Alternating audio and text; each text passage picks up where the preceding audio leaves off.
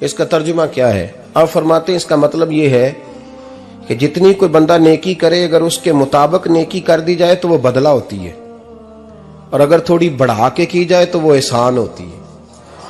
फरमाया रब करीम फरमाते हैं इस तरह करो, जरा सोच लो बचपन से लेकर आखिर तक, जहां तक तुम मौजूद हो, तुम्हारे माँ बाप ने तुम्हारे साथ क्या किया है। अगर उससे बढ़ा के करोगे तो इसका मतलब है तुमने एहसान किया है। माँ बाप जो होते हैं ना, ठंडी छांव, मीठी जिंदगी। माँ अनपढ़ भी हो ना तो कम से कम यूनिवर्सिटी होती है, और बाप अगर बिल्कुल अंगूठा छाप भी हो ना, किसी कॉलेज में, मदरसे में, इदारे में ना पढ़ा हो, तो बेटे के हक में जिन चीजों की जरूरत होती है वो सारी अल्लाह बाप को अता करके भेजता है। माँ बाप को ना कुछ इल्म लदुन्नी अल्लाह देता है कि बच्चों के लिए कैसे आगे बढ़ना है। माँ बाप एक हुस्न है मुआशरे का। रब तबारक व तआला की देखे ना, अल्लाह अकबर, दुनिया में किसी की मोहब्बत जांचनी हो ना तो मोहब्बत की तमसील दी जाती है। तिलकल अमसालु नदरिबुहा लिन्नास, अल्लाह लोगों के समझने के लिए मिसालें बयान फरमाता है। अल्लाह तबारक व तआला ने जब अपना आप समझाना चाहा ना, तवज्जो है मेरी बात पर, जब मालिक ने अपना आप समझाना चाहा तो मेरे रब ने माँ बाप की मिसाल बयान फरमाई। रब्बिरहमहुमा कमा रब्बयानी सगीरा, या अल्लाह उन दोनों पे रहम फरमा। और ये लफ्ज रब यहां दो माने में आया है, उलमा बैठे। रब का माना होता है तदरीजन पालना का, या अल्लाह उन दोनों पे रहम फरमा जिन्होंने मुझे रब बन के पाला। यानी मतलब क्या, यहां रबूबियत का माना पालने के माने में, तदरीजन पालना। मेरे नबी पाक सल्लल्लाहु अलैहि वसल्लम ने फरमाया अल्लाह तुमसे 70 माओं से ज्यादा मोहब्बत फरमाता है। ये इमाम सुयूती ने दुर्रे मंसूर में रवायत लिखी है। अच्छा भाई, अल्लाह ने भी मिसाल माँ की बयान फरमाई। फरमाया घर जाके अपनी अम्मा को देख लो, अम्मा तुमसे कितना प्यार करती है। बस उस प्यार को तोलना शुरू कर तो 70 माओं से भी ज्यादा रब तुमसे मोहब्बत फरमाने वाला है। माँ के सीने में ना, देखे ना, एक बच्ची होती है बीए, वो उसने कर लिया, उसकी अम्मा रोज कहती है बेटे सवेरे उठा कर। सास के पास जाएगी तो वो कहेगी कि इसकी अम्मा ने सवेरे उठना सिखाया ही नहीं, और बेटी कहती है अम्मा जी दो जावांगी वेखी जाएगी। अच्छा, उसकी शादी हो गई, उसकी सास ने आहिस्ता आहिस्ता शिकवे शुरू कर दिए, खामन से कहने लगी तू इसको उठाता ही नहीं सवेरे। वो भी कहता है कमरे में जाके अम्मा शिकवा करती है तू उठती नहीं। और बच्ची लाडली थी, वो नहीं थी उठती टाइम पे। जिंदगी के 22 साल 23 साल वो सवेरे नहीं उठी, वक्त पे नहीं उठी, मिसाल दे रहा हूं। फिर उसी बेटी को अल्लाह ने एक बेटा अता कर दिया। सुबह 100 आवाज उसकी अम्मा देती थी पर उसकी आंख नहीं खुलती थी, लेकिन उसी बेटी का बेटा शहरी के वक्त हल्का सा रोता है। सारी दुनिया सोई है पर अम्मा उसकी फटाफट जागती है, फटाफट जागती है। एक आदमी था तो उसकी बीवी इंतकाल कर गई और उसने तलाक दे दी। 10-11 साल का उसका बेटा था, उसने दूसरी शादी कर ली। एक दिन अपने बेटे से कहने लगा बेटे वो सगी अम्मा ठीक थी या ये वाली ठीक है? तो बेटा कहने लगा अब्बा जी ये ठीक है, वो सगी अम्मी झूठ बड़े बोलती थी, सगी अम्मी झूठ बड़े बोलती थी, झूठी थी, ये सच्ची है। उसने कहा बेवकूफ तेरी मां झूठी थी। उसने कहा अब्बा बड़ी। क्या किस तरह? कहने लगा अब्बा जी मैं ना, कभी आपको पता मैं शरारती हूं, कभी मैं शरारत करता था ना, कोई बर्तन तोड़ देता था तो मेरी सगी अम्मा मुझे थप्पड़ मार के बाहर निकालती थी, कहती थी मैं ताला लगाऊंगी बावर्ची खाने को, तुझे सारी रात रोटी नहीं देनी, तू आज भूखा ही रहेगा, बिल्कुल नहीं देना, सारी रात नहीं देना। बड़े दावे करती थी, कसमें उठाती थी, पर बड़ी झूठी थी। आधा घंटा भी नहीं गुजरता था तो गलियों में मुझे ढूंढने लग जाती थी, ढूंढ के लाती थी, ढूंढ के, और ला के ना तो गलती मेरी होती थी, रोना मेरी अम्मा शुरू कर देती थी, वे ओए मैनू ना सताया कर वे पुत्रा। फिर मेरी मर्जी का खाना मुझे पका के देती थी, मेरी मर्जी का, और फिर मेरी अम्मा मुझे तोहफा भी देती थी। अब्बा जी वो झूठी थी, पहले कह रही थी सारी रात नहीं देना, अब आधा घंटा। ये बड़ी सच्ची है जवाब भाई है। मैं शरारत करता हूं तो थप्पड़ मार के निकाल देती है, कहती है रोटी नहीं देनी। फिर मैं सारी रात रो के गुजारता हूं पर नहीं देती। ये सच्ची है, वो झूठी थी। तू मां के दर्द को क्या समझे। बच्चे तो कहते हैं अम्मा ने हमें कैद कर दिया, अम्मा कहती है मेरी मर्जी से खाओ। और तुझे नहीं पता उसने कैद नहीं किया, वो तुमसे प्यार बड़ा सच्चा करती, और बड़ा सच्चा प्यार करती है तेरे साथ, बड़ा सच्चा। बेटा बर्गर खा के आ जाता है, अम्मा कहती है रोटी खा ले, कहता नहीं आपने बैंगन पकाए हुए हैं मैंने नहीं खाने। तो अम्मा मिन्नतें करती है, कहती है चल तू दस की खाना है, तेनू सेवियां ना बना दिया, फटाफट दाल पक जाएगी, क्या खाएगा। अब्बा जी मेरी तरह करीब से कहते हैं छड़ पर भूख लगेगी तो आप ही खा लेगा। लेकिन अम्मा कहती है इसने रोटी ना खाई तो मुझे नींद नहीं आएगी। तो इस दर्द को समझना। मैं गुलाम हूं एक आस्ताने का, और मैं समझता हूं जो किसी का मुरीद ही नहीं उस पर तो साया ही नहीं, उसे चाहिए किसी बुजुर्ग का साया हासिल करे। लेकिन भाई ये बात भी बड़ी सच्ची है कि मेरे जैसे पीर के हाथ में 5000 रुपया नजराना दो ना, पीर साहब दुआ करना, तो पीर साहब ने दुआ पक्की याद की हुई है सबके लिए, रटी रटाई, अल्लाह खैर करे अल्लाह भला करे, तो सबके लिए रट्टा लगाया हुआ है। और अम्मा को बेटा वैसे ही कह जाए, वैसे ही अम्मा मैं इंटरव्यू देने जा रहा हूं, जरा दुआ करना, वो बीबियां मंगा के दुआए तंजीना पढ़ाना शुरू कर देती है, और सारी सारी रात मुसल्ले पे बैठी। इस दर्द को समझना। और भाई बड़ा वेल ड्रेस बेटा होता है, वेल ड्रेस नौजवान, वो 18,000 का जोड़ा पहनता है, 7,000 का जूता खरीदता है, वो कीमती किस्म की घड़ी इस्तेमाल करता है।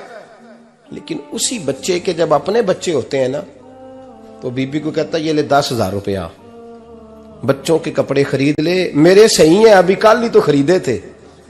और बाप, और तू समझा ही नहीं यार, 30 साल बाप ने जवानी सारी सऊदी अरब को दे दी, लेकिन तेरा ख्याल रखा। मैं ऐसे लोगों को जानता हूं जिन्होंने 30-30 साल परदेश में कंबल नहीं बदला, और जहां गए थे तो एक कंबल खरीदा था फिर बदला नहीं। तू मां बाप के बारे में, और यहां बच्चे हिसाब करते फिरते हैं, भाई तो पिछले महीने भी 5,000 दिता सी, तुसी पैसे दा कर दे की हो, मां बाप से हिसाब करता है तू। तिरमिजी शरीफ के लफ्ज है, एक सहाबी ने आके अर्ज की या रसूल अल्लाह पैसे विरासत के नहीं, मेरे अब्बा जी ने नहीं दिए मुझे, और मैंने खुद मेहनत करके कमाए, अब मेरा अब्बा मुझसे पैसे मांगता है तो क्या करूं, और मेरे हैं, मैंने कमाए हैं, अब्बा जी ने नहीं दिए, विरासत नहीं, हिस्सा नहीं मिला। हुजूर मेरा अब्बा मांगता है तो मेरे लिए हुक्म क्या है। तो नबी पाक ने फरमाया क्या कहा तुमने, पैसे तेरे हैं? कहा हुजूर हाँ। तो फरमाया अब्बा किसका है? कहा या रसूलल्लाह मेरा। तो फरमाया अगर तू अपने वालिद का है तो तेरी हर शय तेरे वालिद की है,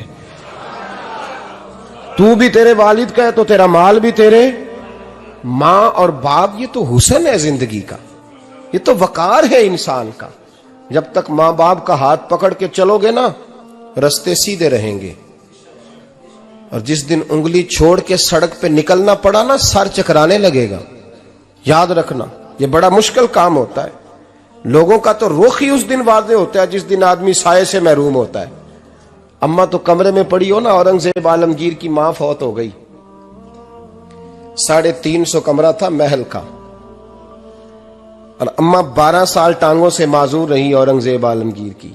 अम्मा 12 साल कमरे से निकल नहीं सकी, साथ ही वाशरूम था या जो भी उस दौर में तरीका था। औरंगजेब जब महल में आते थे तो फिर भी सीधे अम्मा के पास जाते थे, और जब वापस निकलते थे फिर भी अम्मा के साथ। औरंगजेब की मां का जनाजा उठा तो औरंगजेब ने रोना शुरू किया। फिर सालों बीत गए पर उसके आंसू खुश्क नहीं होते थे। एक शख्स ने कहा तेरी कोई अनोखी मर गई है, सारी दुनिया की मरती हैं।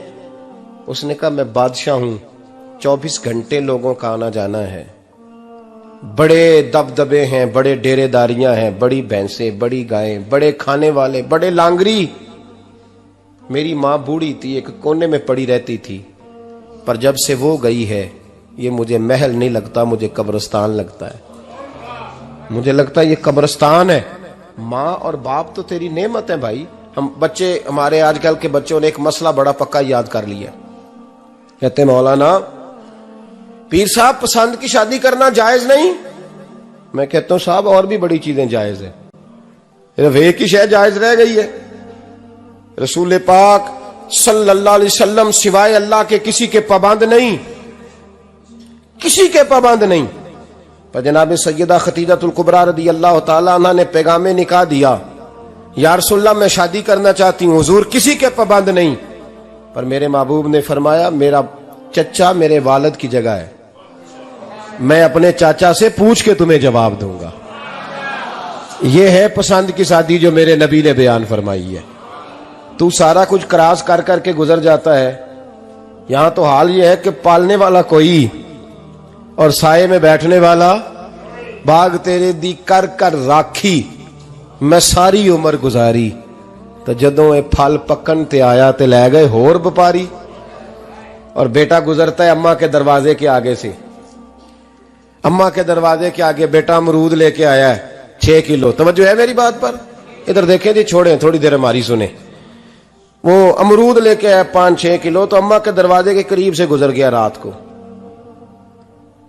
तो कमाई खाने का टाइम आया ना, तो गुजर गया। तो वो वजीर आजम से डरता है ना, तो जाके बीबी से कहता है बीबी के हकूक देना भी रसूलुल्लाह की सुन्नत है। लेकिन ये क्या बात हुई, तूने बीवी और मां का मुकाबला शुरू करा दिया? समझ तो सही, ये तेरे लिए काबे की जगह है और तू बीवी के लिए काबे की जगह है। उसे भी समझना चाहिए, गौर करना चाहिए। 5 किलो अमरूद लेके तो मां के कमरे के करीब से गुजर गया है। बीबी को जाके कहता है चल आधा किलो अम्मा को भी दे आ, उसके कौन से दांत हैं। तो प्लेट में डाल के वो लाई है। तू समझा ही नहीं, तूने गौर ही नहीं किया। बंदा तो वो ठीक नहीं था, नेपोलियन। पर किसी ने उससे पूछा था बता जिंदगी में पैसे लेने का मजा कब आया? उसने कहा कि मुझे मजा तब आता था कि मैं अपनी सारी कमाई ला के अपनी अम्मा के हाथ पे रखता था, और फिर जब मैं अपनी मां से थोड़ा थोड़ा खर्चा लेता था ना, थोड़ा थोड़ा, तवज्जो है मेरी बात पे? अम्मा जी 10 रुपए दे आज, कहते जब मैं थोड़ा थोड़ा खर्चा लेता था ना, तो मुझे यूं लगता था जैसे मैं बादशाह वक्त के सामने खड़ा हूं और वो खजाने का मुंह खोल खोल के मुझे देता जा रहा है।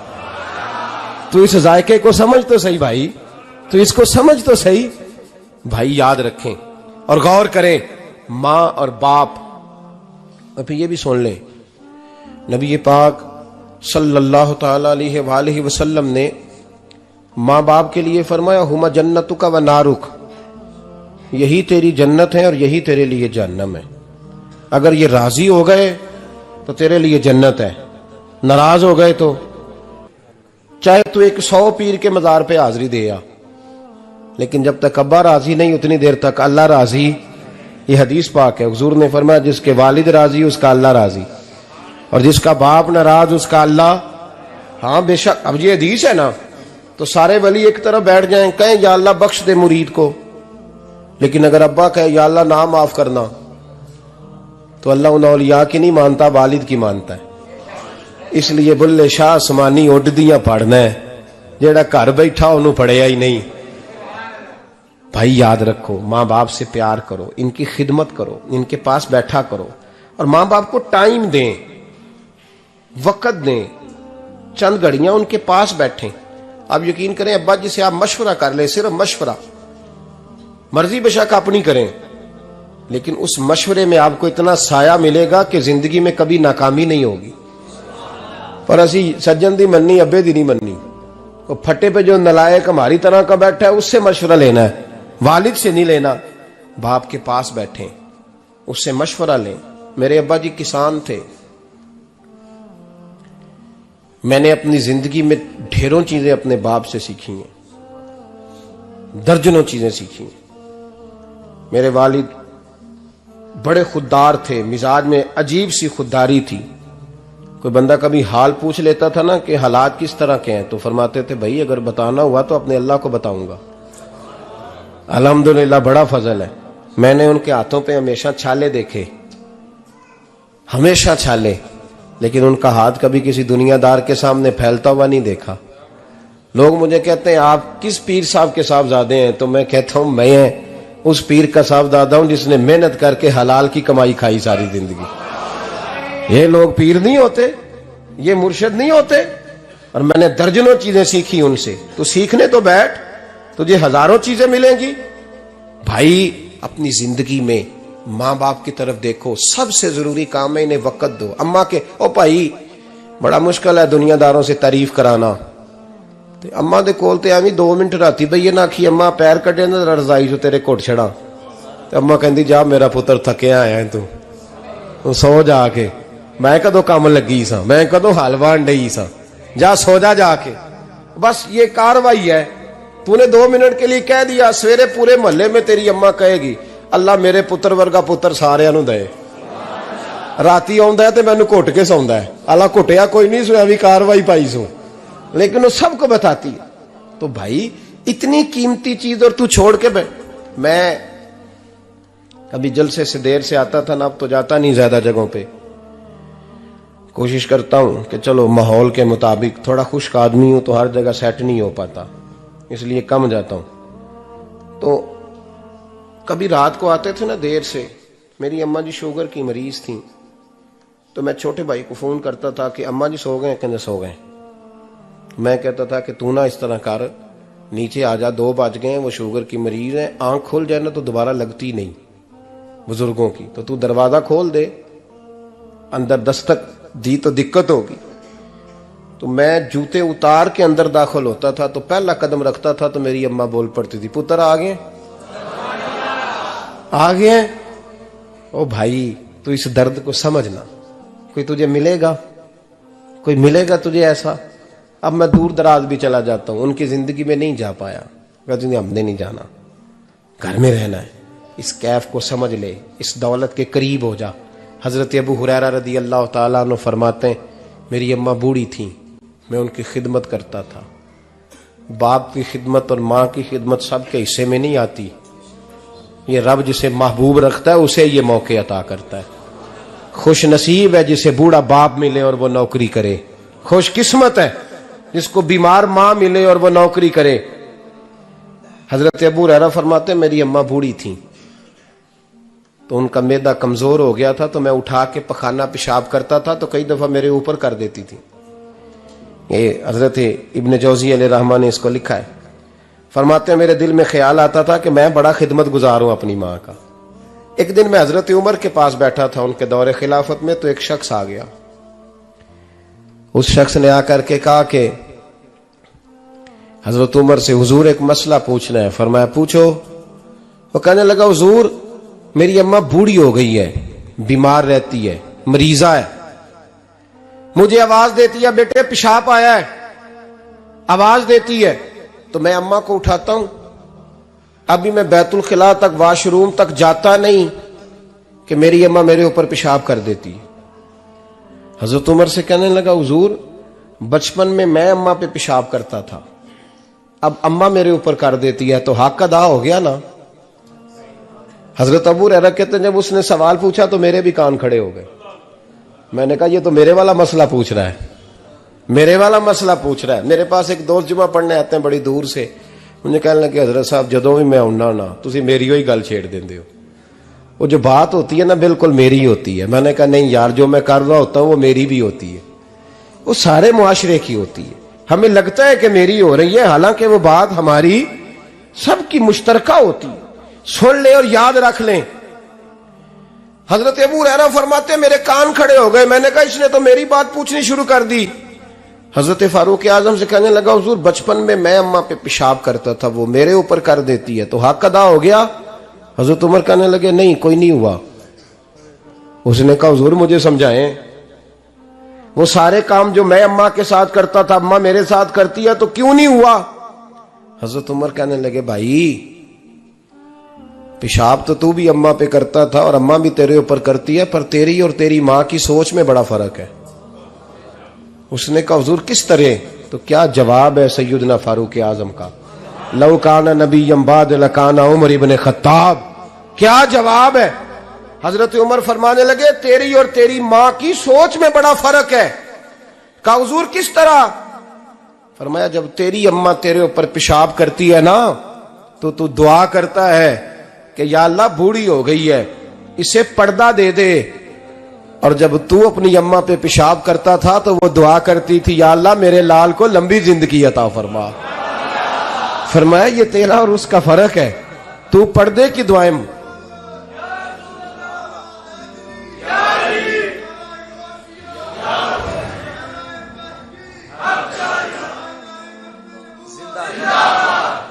सुने अजीजों, कहा जब तेरी और तेरी मां की सोच में, और नबी पाक सल्लल्लाहु अलैहि वसल्लम ने फरमाया है जितने भी गुनाह इंसान करता है ना, अल्लाह करीम सजा को रोक देता है, कयामत में सजा देगा। और जो माँ बाप का नाफरमान है ना, उसको दुनिया में भी सजा मिलेगी।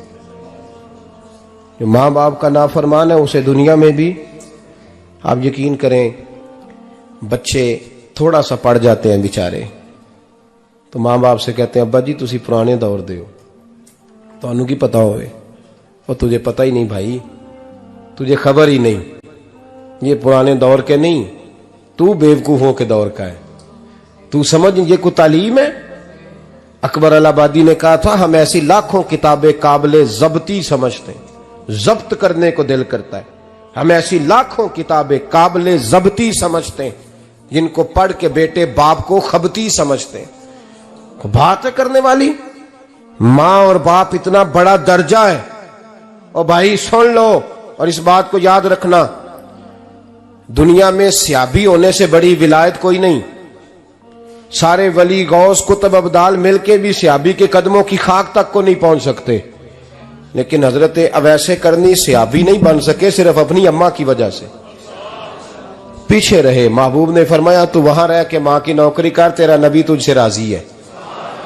इतना बड़ा काम उन्होंने छोड़ दिया, हुजूर की जाहिरी जियारत नहीं कर पाए, और तू कहता है मैं फलाने पीर साहब के आस्थाने पे होता हूं, अम्मा बड़े भाई के पास होती है, मैं जाता हूं तंजीमों के साथ, जमातों के साथ, और अम्मा फलाने के साथ। ये कैसी बात हुई? ये किस तरह का मसला हुआ? जो तेरी ड्यूटी है उस ड्यूटी को पहले अदा कर, नौकरी को पहले कर, फराइज का अदायगी पहले कर। तू फर्ज छोड़ के नफल के पीछे जा रहा है, इस काम को पहले सर अंजाम दे। मेरे नबी पाक सल्लल्लाहु अलैहि वसल्लम ने फरमाया वालिदैन के नाफरमान को दुनिया में सजा मिलती। हजरत मालिक बिन दिनार रहमतुल्लाह ताला अलैह फरमाते मुझे अल्लाह ने 60 हज करने की तौफीक अता फरमाई। कितने? बोल के बताएं। जिस बंदे के पास इतने पैसे हों कि हज पे जा सके, आ सके, और जितने दिन रहना है घर वालों को खर्चा दे सके, उस पर हज करना फर्ज है। पता है आपको? उस पर हज करना, इसलिए बयान कर रहा हूं कि हज की दरखास्तें जा रही हैं। हम पता क्या कहते हैं? हम कहते हैं बच्चे बड़े होंगे, शादी करूंगा फिर जाऊंगा। ये किसने फतवा दिया है? ये किससे आपने पूछा है? वो जब बड़े होंगे उनकी शादी की चीज उस वक्त आप पे फर्ज होगी। अभी जो फर्ज है उसको अदा करें। और ये तिरमिजी शरीफ की हदीस है, याद रख ले। नबी पाक सल्लल्लाहु अलैहि वसल्लम ने फरमाया जिस पर हज फर्ज था उसने किया नहीं, बगैर हज किए मर गया, या यहूदी होके मरेगा या ईसाई होके मरेगा। इतना बड़ा हुक्म है हज के हवाले से, लेकिन लोग इंतजार करते रहते हैं पता नहीं किस चीज का। जब आपको अल्लाह मौका दे, हिम्मत दे, तो पहली फुर्सत में ये फरीजा अदा करें, ये जरूरी काम है। हजरत मालिक बिन दिनार फरमाते मैंने 60 हज किए। एक हज के मौके पर मैंने बड़ा रश देखा, लाखों का इज्तिमा हुआ। मेरी बातों की समझ तो आ रही है ना आप दोस्तों? जो नहीं बोल रहे उन्हें भी आ रही है ना? अल्लाह जज़ा दे। कहते हैं लाखों का मजमा था, तो मेरे दिल में ख्याल आया, मैंने कहा अल्लाह इतने लोग आए हैं, इनका हज कबूल भी हुआ है कि नहीं? फरमाते मैं सोच रहा था तो रात को ना ख्वाब में मैंने किसी कहने वाले को कहते हुए सुना कि सबका कबूल हो गया। बल्ख का रहने वाला मोहम्मद बिन हारून बल्खी है, उसका हज कबूल नहीं हुआ। फरमाते हैं शहरों के अलग-अलग खैमे लगते थे। अब भी आप हज करने जाएं तो पाकिस्तानियों की रिहायशें अलग होती हैं, इंडियन की अलग, बांग्लादेश के अलग, मिस्री, यमनी, सब लोग अलग-अलग रिहायशें होती, झंडे लगे होते हैं मुल्कों के। कहते मैंने सवेरे उठ के ढूंढना शुरू कर दिया, ढूंढता हूं वो बंदा मिले। कहते जहां बल्ख शहर के लोग रहते थे वहां चला गया। तो मैंने लोगों से पूछा तुम में मोहम्मद बिन हारून बल्खी कौन है? लोग कहने लगे वो तो बड़ा नेक आदमी है, परहेजगार है, बड़े भोले भाले, बड़े अल्लाह वाले, रियाज आपको बस हम ही जानते हैं, वो तो बड़ा नेक है, परहेजगार आदमी। कहते मैंने कहा अच्छा कहां है? उन्होंने कहा पहाड़ के पीछे उसने खैमा लगाया हुआ है, सारी रात इबादत करता है, सारा दिन रोजा रखता है, कायमुल लैल है, साइमुद दहर है। क्या बात? फरमाते हैं मैं उन लोगों की बात सुन के हैरान हो गया कि मुझे क्या बताया गया, ये क्या कह रहे हैं। फरमाते हैं मैं पहाड़ के पीछे गया। हजरत मालिक बिन दिनार अलैहि रहमा फरमाते हैं जब मैं वहां पहुंचा तो मैंने उस शख्स को मुसल्ले पे बैठे देखा। कसरत इबादत के आसार उसके वजूद पर नजर आ रहे थे। सीधा बाजू उसका कटा हुआ था। फरमाते 2 रकते मुकम्मल करके ना मैंने उससे अस्सलामु अलैकुम कहा तो मुझे कहने लगा वालेकुम अस्सलाम, आप मालिक बिन दिनार हैं। मैंने कहा बड़ी इसकी फिरासत है। फरमाते फिर उसने ठंडी सांस ली, कहने लगा आपको ख्वाब आई होगी कि मेरा हज कबूल नहीं हुआ। फरमाते हैं मुझ पर और बिजली गिरी कि क्या कह रहा। फरमाते मैंने कहा यार लोग भी तेरी तारीफ कर रहे हैं और तेरी बसीरत भी बड़ी है, तो ये माजरा क्या है। कहने लगा आप ना पूछें। ये कह के उसने रोना शुरू किया, देर तक रोता रहा। मैंने कहा नहीं यार तू बता। कहने लगा नहीं आप ना पूछें, आप नाराज होंगे। मैंने कहा मैं नहीं होता, तू बोल ना। कहने लगा हुजूर 24 साल हो गए मुझे हज करते हुए, 24वां हज है मेरा, और हर साल कोई अल्लाह का वली आके बताता है कि जा चला जा तेरा कोई नहीं कबूल हुआ। बेपरवाही वेख सज्जन दी जिथे किसे दी पेश ना जावे, उन्हें ताजा वाले दर दर रोले ते मंगते तख्त बिठावे। आजम किसे नु कारा मिलदा ही कोई काबे खाली आवे। कहते हैं उसने मुझे कहा हुजूर 24वां हज है, हर साल कोई बताता है। मैंने कहा तेरी गलती। कहने लगा मैं अपनी मां का नाफरमान। मैंने कहा वाकया क्या हुआ। कहने लगा हजरत अल्लाह ने मुझे दौलत दी, माल दिया, जमीनें दी, तो मैं अय्याश हो गया। आप यकीन करें अल्लाह लोगों को माल देता है तो वो समझते हैं मेरी चालाकी से आया है, मैं तेज बड़ा था इसलिए आया है। नाफरमान होते हैं। लेकिन जो रब लेना जानता है, देना जानता है, वो लेना भी। वारस शाह मान करी ना वारसां दा, रब बेवारसा करके मार दई। लोग बड़े स्मार्ट बन जाते हैं, उनकी गुफ्तगू में बड़ा तकब्बुर होता है, उनके निगाहों के अंदाज में बड़े, वो कहते हैं ओहो सब लोग बेवकूफ हैं, सिर्फ मैं सियाना हूं, काम जो सही चल रहा है। ओ भाई 1 मिनट लगता है इंसान को बादशाह से फकीर होने में। एक इमाम मालिक रहमतुल्लाह अलैह बैठे थे तो हारून रशीद आपसे कहने लगा इमाम अबू मालिक से, हजरत बताएं इस वक्त अल्लाह क्या कर रहा है। आप फरमाने लगे यार तू बड़े मोटे दिमाग का है, किस तरह के सवाल पूछता है। बादशाह था ना, कहा नहीं आप बताएं। तो इमाम मालिक फरमाने लगे तू तख्त पे बैठ के सवाल पूछता रहता है और मैं नीचे बैठ के जवाब देता रहता हूं, नीचे आ फिर बताता हूं। उसने कहा जनाब बताएं। फरमाने लगे तू सवाली है ना, तो तू नीचे बैठ और मैं ऊपर बैठता हूं। क्या जनाब आ जाए। हारून रशीद नीचे आ गया, इमाम मालिक तख्त पे बैठ गए। फरमाने लगे अब बता क्या पूछ रहा था। कहने लगा हुजूर पूछा था अल्लाह इस वक्त क्या कर रहा है।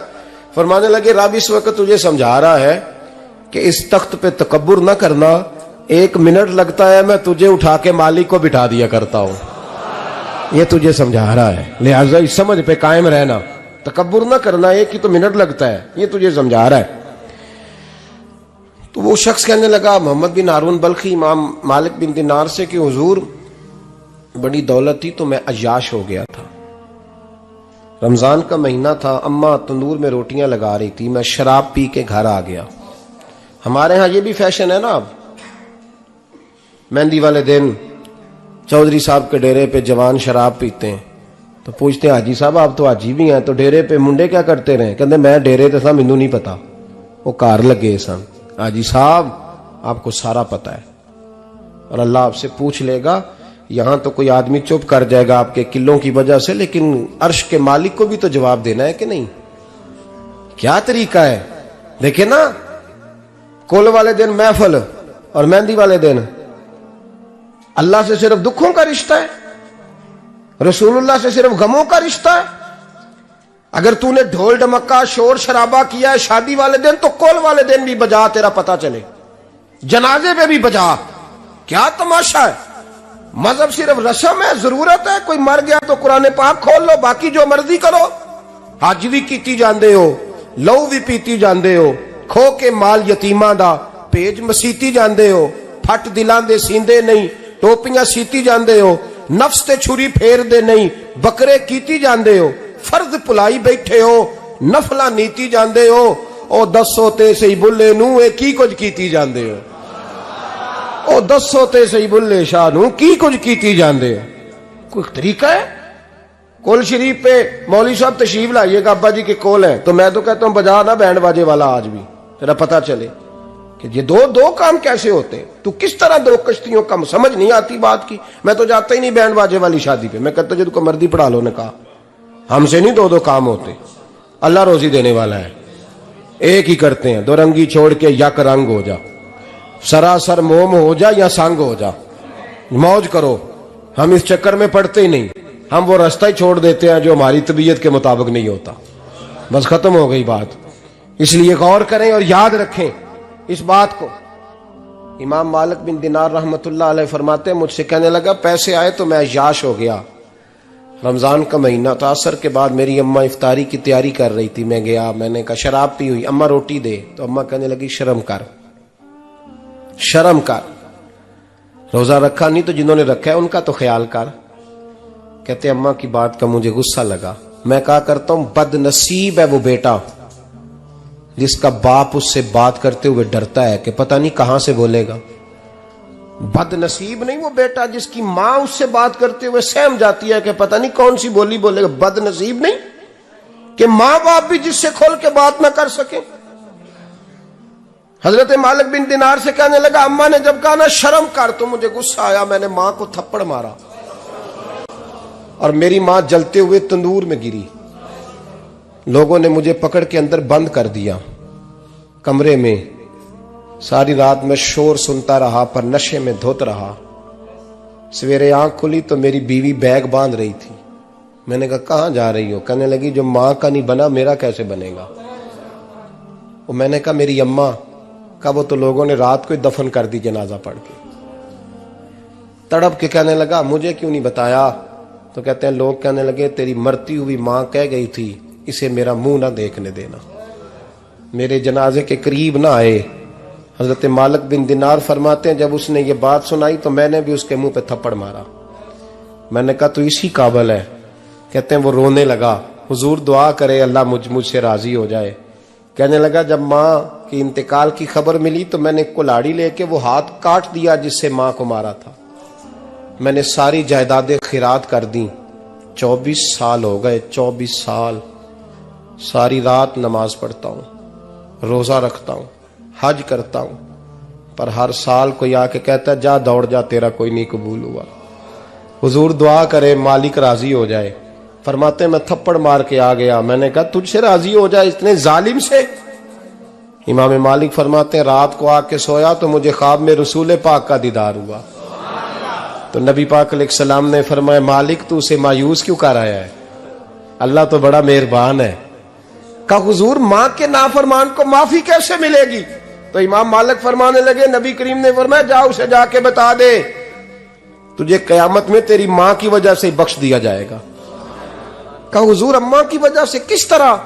तो महबूब फरमाने लगे इसकी मां कयामत में इसके खिलाफ मुकदमा दायर करेगी रब करीम की अदालत में। ए अल्लाह मैंने 9 माह पेट में रखा, दर्द सह के इसे जना, जिगर का खून पिला के पाला और इसी ने मुझे कत्ल किया। रब करीम इसकी मां का मुकदमा सुन के कहेगा उठाओ इसको दोजख में फेंको, इसने मां जलाई थी इसे भी जलाओ। महबूब फरमाने लगे जब पकड़ करके मालिक उसको मोहम्मद बिन हारून को लोग ले जाएंगे ना जहन्नम की तरफ, अभी फरिश्ते घसीटेंगे ही तो पलट के फिर अम्मा की तरफ देखेगा और दूसरी दफा फिर घसीटेंगे तो पलट के देखेगा और तीसरी दफा फिर पलट के कहेगा अम्मा ये मुझे जलाने लगे, अम्मा ये जहन्नम में फेंकने लगे। मेरे हबीब फरमाने लगे वो जल के मरने वाली मां वहां भी बोल पड़ेगी, कहेगी या अल्लाह चल मैंने माफ किया तू भी माफ कर दे। ऐ अल्लाह मैंने माफ किया तू भी माफ कर दे, अल्लाह तू माफ कर दे इसे, अल्लाह तू इससे दरगुजर फरमा, इसे माफ कर दे। मेरे महबूब पाक अलैहिस्सलाम फरमाते रब करीम कहेगा इसने तुझे जलाया, तो कहेगी अल्लाह ये तो बेटा था इसने जला दिया, मैं मां हूं, मेरे सामने जले तो मैं कैसे बर्दाश्त कर सकती हूं। फरमाया उसने जला के मारा था, पर उसी मां की वजह से रब करीम इसे जन्नत अता फरमाएगा। पलटा पलटा, जा जाके मां के पैरों में बैठ, जा सवेरे अनपढ़ बाप से दुआ कराया कर, जा बिल्कुल अंगूठा छाप बाप से सुबह दुआ कराया कर, देख रब करीम तेरे लिए रहमतों के दरवाजे खोल देगा। और आखिरी बात ये भी सुन ले, मां बाप के इंतकाल के बाद रिश्ते खत्म नहीं होते। रिश्ते खत्म, क्या दुआ मांगते हो नमाज में? रब्बना इग़फिर ली। इसका मतलब है मां बाप तो है ना, वो जो औलाद बचपन में चली जाएगी ना, नाबालगी में, छोटे बच्चे, वो कयामत में मां बाप की सिफारिश करेंगे। मां बाप के इंतकाल के बाद भी आला हज़रत फाज़िल बरेलवी ने 12 हुकूक लिखे हैं मां बाप के फतावा रज़विया में। फरमाया उनके दोस्तों से दोस्ती रख, उन्होंने वादे किए थे वो वादे पूरे कर, अगर उनके जिम्मे कर्जे हैं तो अदा कर, और अगर तेरे माँ बाप जो नेकियां करते थे वो नेकियां जारी रख।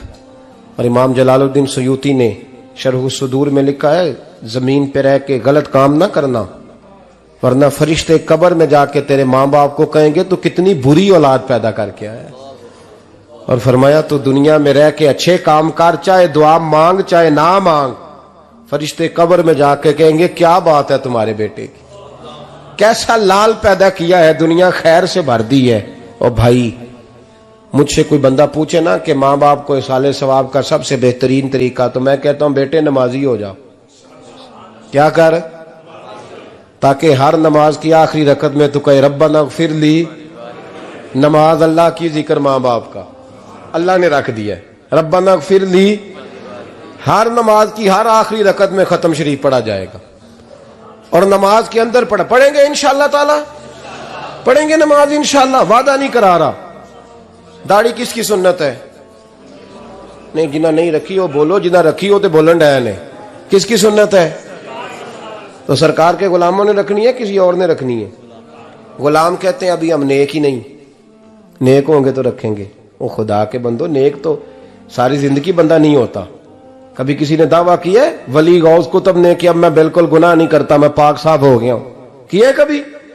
इस शैतान का वसवसा है। दाढ़ी हुजूर की सुन्नत है, और रखो तो नबी पाक की मर्जी के रखो, पूरी मुट्ठी रखो, अपनी मर्जी की ना रखो। जितनी मुझे अच्छी लगती है उतनी मैंने रख ली। एक मुट्ठी दाढ़ी रखें, सारी दुनिया की ट्रेनें गुजरती हैं तो गुजर जाएं, नमाज का वक्त नहीं गुजरना चाहिए। बस खत्म हो गई बात। दुनिया तो चंद रोज है, ओ पईयां देश दियां कबरां जिन्हां ते फुल पे, उधरों कोई नहीं जी आमदा ते इधरों लखां गए। नमाज सबसे पहले, इसलिए कि रब रसूल के बगैर हमारा गुजारा ही नहीं, गुजारा ही नहीं। नमाज, कुरान पाक और दुरूद सलाम, ये कज़ा होना ही नहीं चाहिए, जो मर्जी हो जाए। और साथ साथ सुन्नत और शरीयत का लिहाज करना सीखें। और मेरी अपील ये है, हर इमारत पे गुलाफ नहीं चढ़ता, सिर्फ खाना काबा पे चढ़ता है। हर किताब का गुलाफ नहीं होता, सिर्फ कुरान पाक का होता है। हर बीबी का पर्दा नहीं होता, सिर्फ मुसलमान औरत का होता है। जो चीजें पर्दों में होती हैं ना, वो मुकद्दस होती हैं। और भाई टाफी से भी रैपर उतार दो तो मक्खियां बैठने लगती हैं। तो जो बीबी पे पर्दा होगी उस पे बुरी नजरें नहीं जमेंगी। ड्यूटी है आपकी, बेटियों को पर्दा कराएं, बहनों को पर्दा कराएं, माँ बाप माओं को गुजारिश करें। पर्दा हुस्न है मुसलमान का। जिस घर में पर्दा रहता है उस घर में अल्लाह के फरिश्ते रहमत नाज़िल फरमाते हैं। ये कोई फैशन, कोई तरीका, कोई मतलब ही नहीं इन चीजों का। बापर्दा करें अपने घरों को। दुआ करता हूँ अल्लाह तबारक व तआला मेरी इस हाजिरी को कबूल फरमाए। अल्लाह आप सबका आना कबूल फरमाए। और जो कुछ मैंने कहा, अल्लाह तबारक व तआला हमारे दिलों में, हमारी रूहों में इस जज्बे को जागुज़ी फरमाए। आखिर दावाना अल्लाह सलामत रखे। अब काफी नहीं हो गया काम? मैं तकरीर भी इतनी करता हूँ 35-40 मिनट की, यहां तो कुछ ज्यादा हो गई है मेरा ख्याल है। तो थोड़ी बात करने की कोशिश किया करता हूँ। चलो मेरी राय यह है कि खुराक थोड़ी हो तो हजम जल्दी हो जाती है। अरसलान साहब से मैंने कहा मेरा खाना ना पकाना। मेरा मौक़िफ़ ये है कि महफ़िलें सस्ती करनी चाहिए ताकि ज्यादा होनी शुरू हो जाए। महंगी बड़ी है, इसलिए मैं दसिया था माड़ा बंदा ते हाथ ही नहीं ना पाता। तो मैं कहा करता हूं कि कम से कम खर्चा हो। हमारे करोड़ों रुपया सालाना लगता है महफिलों पर, अगर अरबों कह दूं तो फिर भी बात गलत, लेकिन उसका रिजल्ट हमें उस तरह का नहीं मिलता जिस तरह का मिलना चाहिए। लेकिन आपने अजमत वालदैन पे प्रोग्राम किया। मेरी राय यह है कि हुकूके ज़ौजैन पे भी होना चाहिए, और शादी से पहले हर बच्चे को मियाँ बीवी के हुकूक का पता होना चाहिए। बाद में 3 तलाकें दे के आ जाते हैं, कहते हैं मैंने पता ही नहीं सी। तो अगर पहले पता कर लेंगे तो ये तमाशा नहीं लगेगा, लेकिन ये काम होता नहीं। बहन भाइयों के हुकूक पर बात होनी चाहिए, ये बड़े जरूरी काम है। और ये भी सारा मेरे नबी पाक का मिलाद ही है, इसलिए कि ये बातें मुस्तफ़ा ने सिखाई हैं हमें सल्लल्लाहु। एक बात कही हजरत ने, मैं अर्ज कर देता हूं। मुहद्दिस इब्न जौजी रहमतुल्लाह अलैह एक बुजुर्ग के बारे में फरमाते हैं, वो कहते हैं कि बाज लोगों ने तो उनका अपना नाम लिखा है, और बाज जगह पे एक और बुजुर्ग का जिक्र है, और बयान रवायत हजरत मुहद्दिस इब्न जौजी फरमाते हैं। वो कहते हैं कि मैं घर में कोई काम कराना था, काम होते हैं ना छोटे मोटे घर में, तो फरमाते हैं मैं मजदूर लेने गया बगदाद में।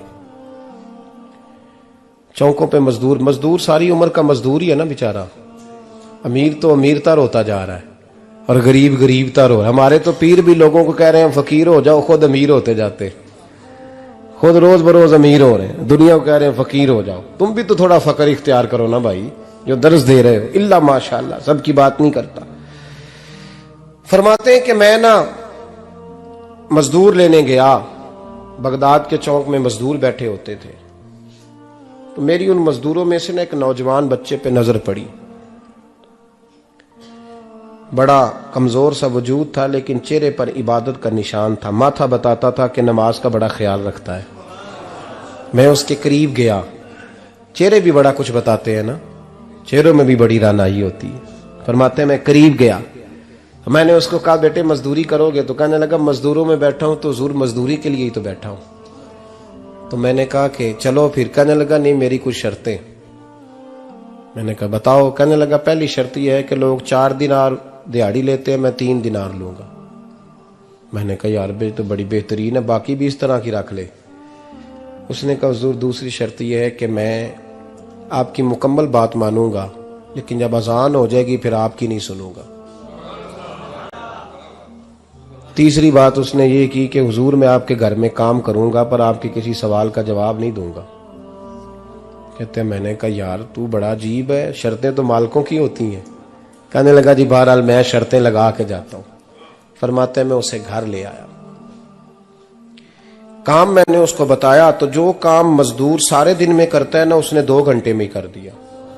हमारे मजदूर सिगरेट पीने में भी तो आधा घंटा लगाते हैं ना, वो चाय पीने जाएं तो पौना घंटा वहां। उनको भी तो दयानतदारी करनी चाहिए कि नहीं करनी चाहिए? ने मुआहदा किया है ना जी, तो पूरा उतरना चाहिए ना। कहते 2 घंटे में। अब काम जब बंदा शुरू कराता है तो काम और निकल आता है। कहते काम मैंने उसको और बता दिया, वो करने लगा। उसने मिट्टी निकाल के रखी थी बाहर रास्ते में, तो अजान हो गई जोर की। उसने वहीं कुदाल छोड़ी कई और चलने लगा। तो मेरा बेटा कहने लगा इसको जरा बराबर कर दो। कहने लगा चुप कर जा, तेरे बाप से बात हुई थी, जब अजान होती है तो मैं किसी और की नहीं सुनता, सिर्फ अल्लाह रसूल की सुनता हूं। कहते हो मस्जिद चला गया, नमाज पढ़ के आया तो दोपहर का वक्त था। मेरी बीबी कहने लगी इसको को खाना खा ले। कहते हमने कहा खाना खा लो, तो कहने लगा मैंने रोजा रखा हुआ, रमजान भी नहीं था, नफली रोजा रखा हुआ। फरमाते हैं शाम हुई, मैंने 3 दिनार दिए। तो मैंने कहा तेरा नाम क्या है? कहने लगा मैंने आपसे कहा था मैं किसी सवाल का जवाब नहीं दूंगा। तो वो चला गया। अगले दिन मैं फिर लेने गया उसे, काम कुछ और निकल आए। तो लोगों ने बताया वो सिर्फ हफ्ते वाले दिन आता है। मैंने कहा क्यों? कहने लगे जी वो कहता है मेरा हफ्ते का खर्चा 3 दिनार है, जब 3 दिनार कमा लेता हूं तो बाकी सारा टाइम अल्लाह रसूल की जिक्र में गुजार दिया करता हूं। फरमाते हैं जी अगले हफ्ते मैं फिर लेने गया, मैंने पूरा हफ्ता इंतजार किया कि काम उसी से कराना है। मैं जब गया तो मैंने कहा चलो। कहने लगा मेरी शर्तें याद है ना? और मैंने कहा याद है भाई साथ चल। फरमाते हैं काम कराया, 2-3 हफ्ते वो आता रहा। एक हफ्ते में गया तो लोगों ने कहा हुजूर आज नहीं आया। क्यों? कहने लगे बीमार हो गए। कहाँ घर है? कहने लगे बगदाद के कब्रिस्तान के पीछे जो कच्ची आबादी है उसमें रहता है। फरमाते मैं गया, दरवाजे पे दस्तक दी तो कहने लगा हुजूर आप हैं? दरवाजा खोला है, आ जाइए। फरमाते मैं अंदर गया तो मैंने कहा तुम्हें कैसे पता चला मैं आया हूं? कहने लगा हुजूर अल्लाह वाले हो, आप नहीं आना था, वरना अमीर तो गरीबों का पता लेने कोई नहीं आते।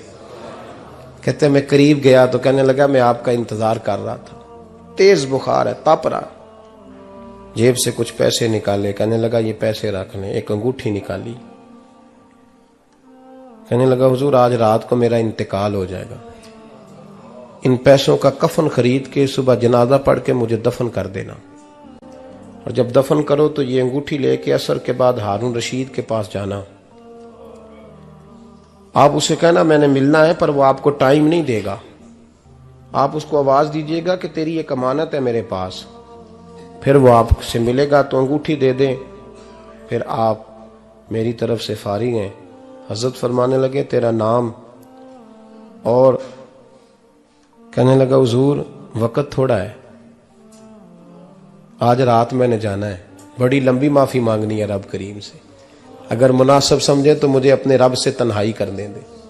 फरमाते हैं मैं आ गया, पर उसकी बातों ने मुझे सारी रात सोने नहीं दिया। फरमाते हैं सुबह बड़ी मुश्किल से सूरज निकला, मैं गया, दरवाजे पे हाथ रखा तो दरवाजा खुला हुआ था। अंदर दाखिल हुआ तो खुशबुएं मेरा इस्तकबाल कर रही थी। जब चेहरे से कपड़ा हटाया तो उसका तो इंतकाल हो चुका है, इंतकाल हो चुका है, ऐसे जैसे किसी का दीदार करके सोया है। कहते मैं तो 2 आदमी ले गया था जनाजे पे, पर पता नहीं दुनिया किधर किधर से आई, कहां कहां से। अखां जदों मीटियां जमाना मैनू रोवेगा, अपना ते अपना बेगाना मैनू रोवेगा, अपना ते अपना। और मियां साहब ने कहा था बाद मरन दे मुखड़ा मेरा हो जावे जे ताजा, फिर समझ लेना महबूब मेरे ने आन पड़िया जनाजा। और किसी उर्दू के शायर ने कहा था मेरे मरने पे हर सू शोर मच जाएगा देखोगे, अल्लाह को मेरे मरने पे हर सू शोर मच जाएगा देखोगे, कहने अलविदा सरकार खुद तशरीफ लाएंगे। फरमाते हैं मैं तो 2 बंदे ले गया था, पर पता नहीं मखलूक कहां कहां से आई। जनाजा पड़ा, दफन किया। हारून रशीद के पास में असर के बाद गया, मैंने बुलाना चाहा पर बादशाह था, मेरी तरफ देखा ही नहीं। मैंने उसको कहा तेरी एक अमानत मेरे पास है। फरमाते हैं वो मुझे कोने पे ले गया, क्या बात है, कमरे में बुलाया, मैंने अंगूठी दी। हारून रशीद तो चीखे मारने लगा, कहने लगा अंगूठी वाला कहाँ है? मैंने कहा वो तो इंतकाल कर गया। कहने लगा मुझे कब्र पे ले चल। कहते मैं कब्र पे लाया तो वो लेट गया, तड़प के रोने लगा। मैंने कहा मेरा कलेजा फट जाएगा, ना उसने कुछ बताया ना तूने बताया, ये कौन था? तो हारून रशीद कहने लगा ये मेरा बेटा था। मैंने कहा तेरा बेटा और मजदूर? कहने लगा हुजूर ये हजरत दाऊद ताई के पास बैठा करता था, उनका मुरीद था, मुझे रोज कहता था अब्बा तूने बड़ी दुनिया इकट्ठी कर ली है, मरते वक्त तुझसे टांगे समेटी नहीं जाएंगी, इतना हिसाब नहीं तू दे सकेगा। मैं इसको समझा देता, इसकी अम्मा समझा देती। ये रोज हमें कहता छोड़ दो, आ जाओ अल्लाह रसूल की बारगाह में झुक जाएं। हम समझ। एक दिन ये चला गया, कहने लगा फिर तुम्हारा रास्ता और है और मेरा रास्ता और है। ये सोने की अंगूठी गलती से इसके पास रह गई थी, गलती से हीरे की अंगूठी चली गई। कहने लगा देखो मेरे बेटे ने आज वो भी वापस कर दी है। फिर तड़प के कहने लगा हारून रशीद था तो ये मेरा बेटा, पर मेरा मुर्शद निकला, मेरा पीर निकला। भाई जिंदगी तो बड़ी थोड़ी है ना। बाबा साहब ने कहा था उठ फरीदा सुत्या, और दाढ़ी आ गया ही पूर, अग्गा नेड़े आ गया ही, पिछा रह गया ही दूर। उठ फरीदा सुत्या खलकत वेखन जा, मते कोई मिल जाई बख्शिया ते तू ही बख्शिया जा। उठ फरीदा सुत्या झाड़ू दे मसीत, तू सुते रब जागदा तेरी डाडे नाल परीत। मेरा रब हमें भी अपनी बारगाह में कबूल फरमाए। आखिर दावाना अनिल हम्दुलिल्लाह।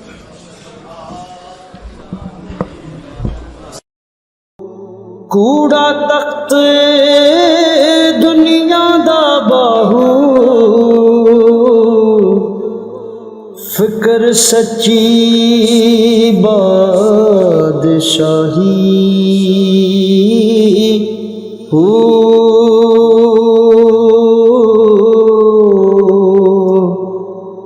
जिस दिल से मैं अल्लाह दा चमके इश्क भी करदा हले